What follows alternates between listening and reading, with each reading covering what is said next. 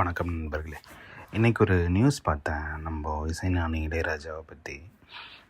நார்மலாக நம்ம யூடியூப்பில் வீடியோஸ்லாம் அப்லோட் பண்ணுறவங்க இல்லை லைவ் போடுறவங்க எல்லாருமே சொல்கிறது தான், லைக் அவரோட பாட்டு போட்டால் வந்து காப்பிரைட் ஸ்ட்ரைக் வருது அப்படின்னு சொல்லிட்டு. இப்போ வேறு சில பாட்டுகளுக்குமே அந்த இஷ்யூஸ்லாம் இருக்குதுன்னு சொல்லி இப்போது நேற்று என்ன ஒரு நியூஸ் வந்திருக்கு அப்படின்னா, சரிகமான்னு சொல்லிட்டு ஒரு நிறுவனம் இருக்குது. அது வந்துட்டு இந்த பாட்டு உரிமம்லாம் கிளைம் பண்ணுற நிறுவனம்னு வச்சுக்கோங்களேன். அவங்க என்ன பண்ணியிருக்காங்க, இளையராஜாவுக்கே உரிமம் ரத்து செய்தது சரிகமா நிறுவனம்ன்ற மாதிரி தான் நியூஸே. ஆக்சுவலி என்ன கரெக்டான இன்ஃபர்மேஷன்னா, சரிகமா நிறுவனம் வசம் உள்ள 134 படங்களின் பாடல்களை இளையராஜா பயன்படுத்தக்கூடாது எனவும், பாடல்களை உரிமை கோரவோ அல்லது மற்றவங்களுக்கு உரிமை கொடுக்கவோ கூடாது, இசை மற்றும் ஒளிப்பதிவு உரிமைகள் தங்களுக்கே சொந்தம் என அறிவித்துள்ளது சரிகமா நிறுவனம்.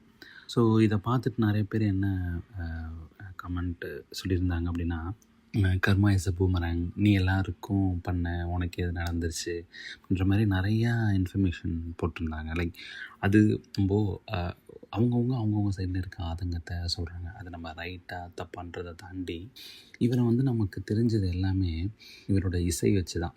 90s கிட்ஸாக இருக்கட்டும், 80ஸ்லாம் இருக்கட்டும், இது எல்லாமே இந்த பாட்டு வந்து நம்ம வண்டியில் போகும்போது, காரில் போகும்போது, இல்லை பஸ்ஸில் போகும்போது அந்த மாதிரிலாம் கேட்டு தான் இருக்கும். ஆனால் இப்போ இருக்க பீப்புள்ஸ்க்கு இவர் எப்படி பரிச்சயமாச்சு அப்படின்னா, இளையராஜான்னு ஒருத்தர் இருக்கார், பல வருஷமாக இசையமைப்பாளராக இருக்கார். ஆனால் இவரோட பாட்டை நம்ம யூஸ் பண்ணோம் சோஷியல் மீடியாவில், அதுவும் யூடியூப்பில் யூஸ் பண்ணோம்னா நமக்கு வந்து காப்பிரைட் ஸ்ட்ரைக் வரும். ஏன்னா இப்போ எல்லாருமே யூடியூப் சேனல் வச்சுருக்காங்க, 70% ஆஃப் பீப்புள்ஸ்.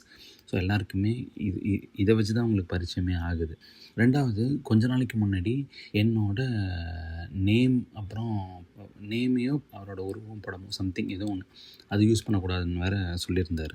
இந்த மாதிரி ப்ராப்ளமாக மட்டும்தான் இவரை இப்போ இருக்க சமகால இளைஞர்களுக்கு இவரை பற்றி தெரியும். ஆனால் இப்போ நம்மளோட அப்பா காலம், நம்மளோட தாத்தா, கிரேட் கிராண்ட் ஃபாதர், இந்த மாதிரிலாம் போகும்போது அவங்க எல்லாருமே அப்போ சொல்லியிருப்பாங்க, இந்த பாட்டு நல்லாயிருக்கும், வெய்யி நாங்கள் கேட்கணும் அப்படின்னு சொல்லிட்டு நம்ம கிண்டல் அடிப்போம், இதெல்லாம் ஒரு பாட்டா, இதை போய் கேட்குறீங்க அப்படின்னு சொல்லிட்டு.